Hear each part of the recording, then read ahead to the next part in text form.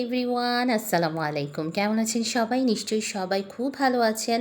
আলহামদুলিল্লাহ, আমিও কিন্তু আপনাদের সবার দোয়ায় অনেক অনেক অনেক ভালো আছি। আর দেখতেই পাচ্ছেন আজকে আমি কি রান্না নিয়ে এসেছি। বিশাল বড় একটা ড্যাগ নিয়ে আমি রান্না করছি, যেটা আমার ক্যামেরাতেও আসছে না, এত বড় ড্যাগ। আর এই ড্যাগটা আমাকে উপহার দিয়েছিল হচ্ছে আমার বড় বোন। ও সবসময় বলতো যে আমরা সবাই মিলে যখন তোর বাসায় যাব তখন তুই এইটার মধ্যে বিরিয়ানি রান্না করবি। আমি যখনই বিরিয়ানি রান্না করি এবং অনেকগুলো রান্না করি তখন আমি এই ড্যাকটার মধ্যেই রান্না করি, কারণ এটার মধ্যে রান্না করে আমি ভীষণ মজা পাই। এটা ছড়ানো এবং অনেক বড় একটা ডেকচি, যার কারণে কিন্তু নাড়াচাড়া করে রান্না করতে কিন্তু ভীষণ ভালো লাগে। আমার ভাগ্নিরা এবং ভাগিনারা এসেছে আমার বাসায় ঈদের পরে একটু আমার সঙ্গে দেখা করতে, যেহেতু আমি বাসা থেকে কোথাও বের হই না, তাই ওরাই খালামণিকে দেখতে চলে এসেছে। তো ওদের সবার পছন্দের বিরিয়ানি রান্না করছি আমি আজকে, মানে তেহারি আর কি। তেহারিটাকেই আমরা সাধারণত বিরিয়ানি বলি আর কি, পুরান ঢাকাবাসী। আমরা পুরান ঢাকাবাসী মানে হচ্ছে পাঁচও বেলা বিরিয়ানি খেতে পারি। মানে আমাদেরকে যদি সকাল বিকাল দুপুর সন্ধ্যা রাত সারাক্ষণ যদি বিরিয়ানি দেওয়া হয়, আমরা সেটাই সারাদিন খেতে পারবো। আমরা এত পরিমাণে বিরিয়ানি লাভার। যারা পুরান ঢাকায় থাকেন তারা কম বেশি সবাই রহিমের বিরিয়ানিটা চিনে থাকবেন, যেটা সকাল ৬টা থেকে খোলা হয় এবং ৮টার মধ্যেই কিন্তু শেষ হয়ে যায়। শুনতে অবাক লাগছে, তাই না? এটা কিন্তু প্রায় ৮০ থেকে ৮৫ বছর ধরে এই বিরিয়ানি দোকানটা চলে এসেছে এবং আমরা ছোট্টবেলা থেকে কিন্তু এটা দেখে এসেছি। এটার খেতে হলে আপনাকে অনেক ভোরবেলা যেয়ে লাইন ধরতে হবে, কারণ ৮টার মধ্যে এটার খাবার শেষ হয়ে যায়। ৮:৩০টার মধ্যেও মাঝে মাঝে পাওয়া যায় যদি আপনি অনেক বেশি লাকি হন।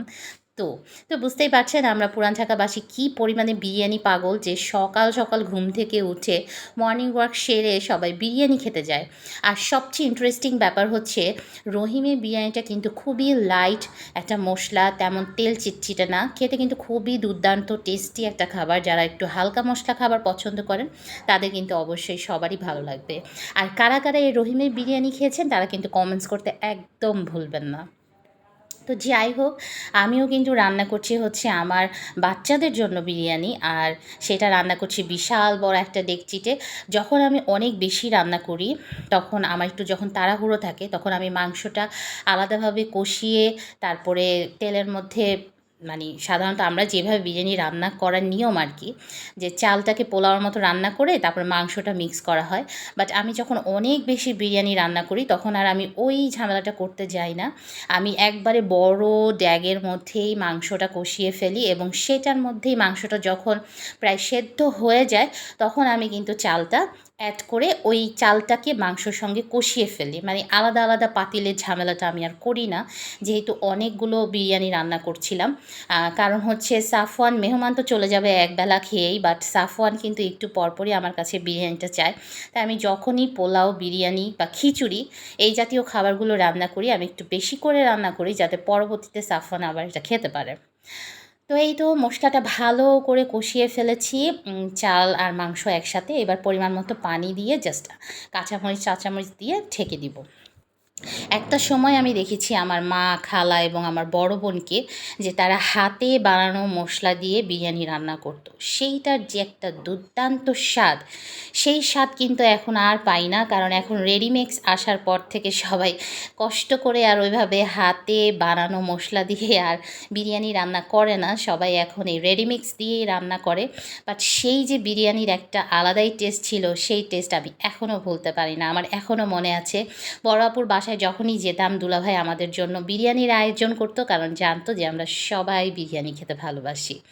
তো এই তো দেখতেই পাচ্ছেন আমাদের বিরিয়ানি কিন্তু অলমোস্ট হয়ে গেছে। আমি আমার শাশুড়িকে বললাম, আম্মা আপনি একটু নেড়ে চেড়ে উল্টে পাল্টে দিন, আমি একটু ভিডিও করি, যেহেতু এক হাতে ভিডিও করতে করতে এটা নাড়াচাড়াটা খুবই ডিফিকাল্ট হয়ে যাচ্ছিল, কারণ অনেক বড় ড্যাগ ছিল। এই তো দেখতেই পাচ্ছেন আমার ভাগিনারা খেতে বসেছে এবং সবাই বলছে খাবারটা নাকি সুপারস্টার হয়েছে। এইটা শুনে আমি খুবই হাসি পাচ্ছিল আমার, কারণ খাবার কখনো সুপারস্টার হয় এটা আমি এই প্রথম শুনলাম। এমন কমপ্লিমেন্ট পেয়ে আমি একদম হাসিতেই ফেটে পড়ছিলাম। আর সাফওয়ান তো আছেই, মাকে খুশি করার জন্য যত কিছু বলা দরকার সবই সে বলে। আজকে তাহলে এই পর্যন্তই। সবাই ভালো থাকবেন। আল্লাহ হাফিজ। আসসালামু আলাইকুম।